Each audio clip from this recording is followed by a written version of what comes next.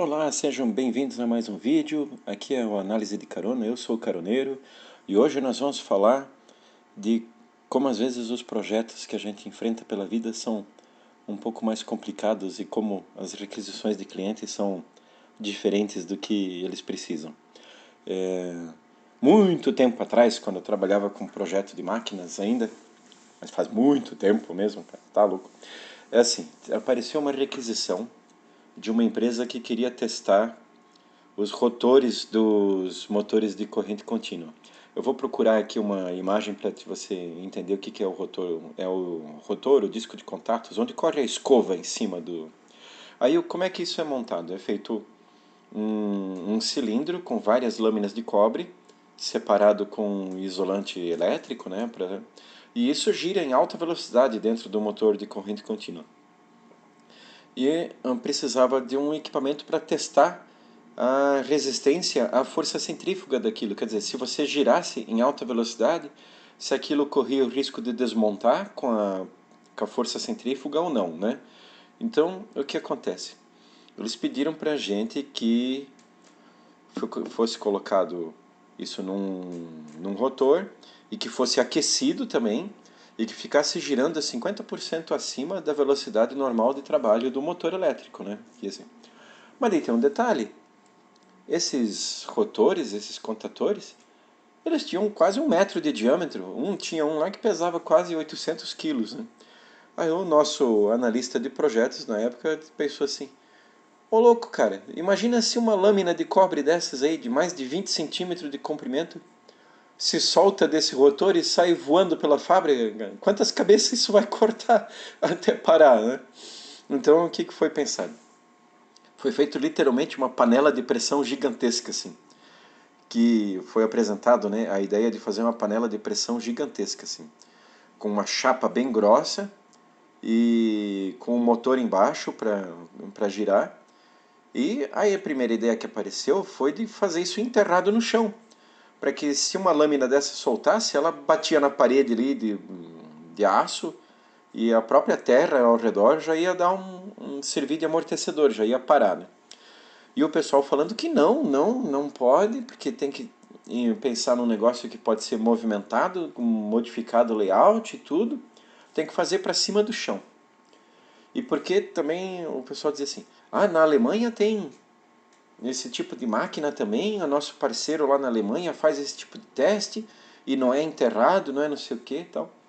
Aí eu disse, sim, então vamos ver lá, já que eles têm a máquina na Alemanha, vamos economizar etapas do processo e vamos pegar umas fotos, vamos pegar umas especificações lá da máquina alemã. Pois bem, daí depois de uns dias eles apareceram com fotografias, com os processos, tudo e tal. Mas, cara, sabe o que era a máquina de teste lá na Alemanha? Eles tinham aproveitado um túnel ferroviário abandonado que passa dentro de uma montanha e fazia o teste dentro daquele túnel. Colocava o motor em cima de um carrinho de trem assim e deslizava ele lá para dentro do túnel e ele ficava rodando dias ali dentro.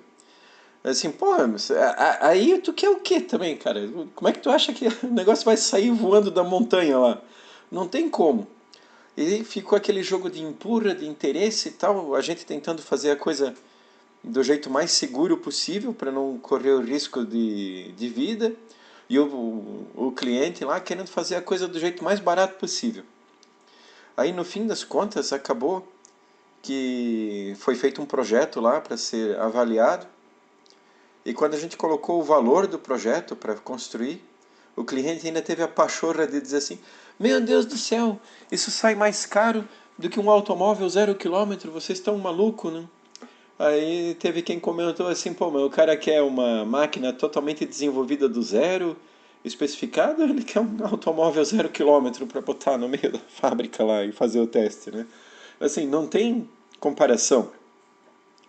Aí, de tanto discutir, o que o pessoal fez?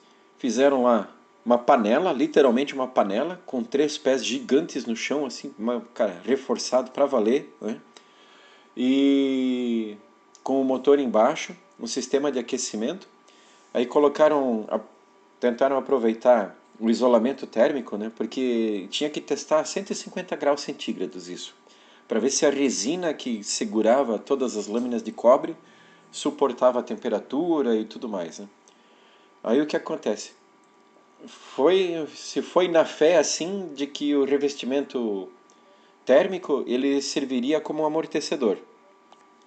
Aí a chapa da panela toda ali foi uma chapa de aço, acho que de meia polegada de espessura, e não tinha muita garantia de que aquele negócio ia suportar a pancada se aquele rotor desmontasse lá dentro, né?